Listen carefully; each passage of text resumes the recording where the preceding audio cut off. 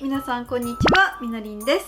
最近私ブライス人形のカスタムに凝っているんですけども、結構いろんな人がメイクする時にそばかすを追加している人が多いです。でね、それがめっちゃくちゃ可愛いんですよ。あとそばかすって今結構海外でも大人気でして、顔中にそばかすをタトゥーで入れ込む人とかが増えています。私自身そばかすって本当に可愛いと思います。というわけで今回はブライス人形のメイクを参考にして私自身そばかすメイクに挑戦していきたいと思います。それでは早速始めてみましょう。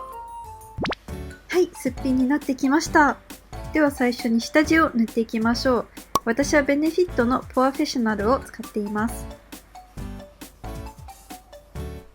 では次はファンデーション。私はエスティローダーのダブルウェアファンデーションを使っています。ほんの少量を取ってビューティーブレンダーを使ってポンポンと伸ばしていきます。最近は毎日このファンデーション使ってます。はい、ではベースが完成したので目に移りましょう。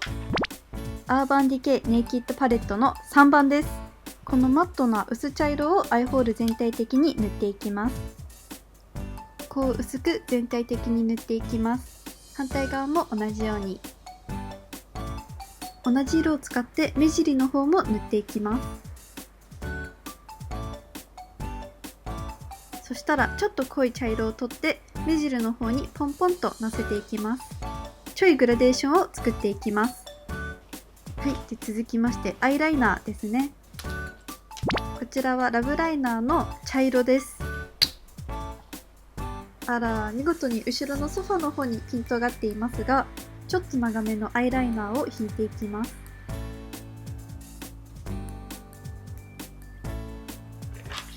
次はまたアイライナーですね。今回は黒いアイライナーを使っていきます。私はスティラのアイライナーを使っていますが、さっき描いた茶色いアイライナーの上を塗っていきます。こうやって重ね塗りするとちょっとボケた感じになって自然な感じなアイライナーになります。眉下に白いアイシャドウを塗って目元を明るくしていきます。はい、では次は眉マスカラです。私はかなり眉毛がしっかりしているので明るい色で塗っていきます。ほんの少しノーズシャドウも入れてみました。指先でぼかしていって、次は涙袋です。エチュードハウスのブレンディングペンシルです。これをさっと塗るだけでぷっくりとした涙袋ができちゃいます。はい、ここまででこんな感じになりました。では早速そばかすを追加していきたいと思います。眉毛用のペンシルを2種類用意しました。一つは薄い茶色に、もう一つは焦げ茶色のものを用意しました。まずは薄い方を使って点々と点を描いていきます。肌に押し当ててクリクリと動かしていきます。伝わってますかね。顔中に全体的に塗っていきます。量は私は結構描いた方が可愛いかなと思いますが、好きな量で大丈夫です。次は濃い方のペンシルを取って同じように点々と点を描いていきます。ほっぺの上の方とか鼻の上とか日焼けしそうなところに点々と描いていきます。ここまで来たらさっきのラブライナーのアイライナーを使ってすごい細かい点々を作っていきます。色が一気に濃くなるので本当に小さい点を描くようなイメージです。めっちゃ塗ってますね。そばかすがつけ終わったらチークを用意します。ピンクよりはコーラル系の色を使っていきたいと思います。これをちょっとブラシで取ってさっきのそばかすの上にのせていきます。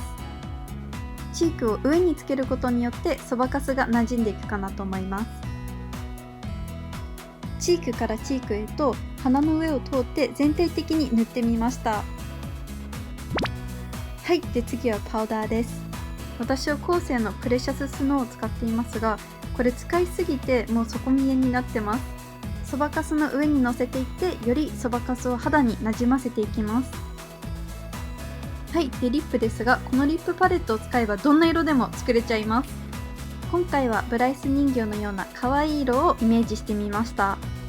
薄いピンクを全体的に塗って内側の方に濃いピンクを足していきました。ってやってぼかしていきます。では次はつけまつげ。これはリンリンからもらいました。ちょっと長いのでハサミで切ってつけていきます。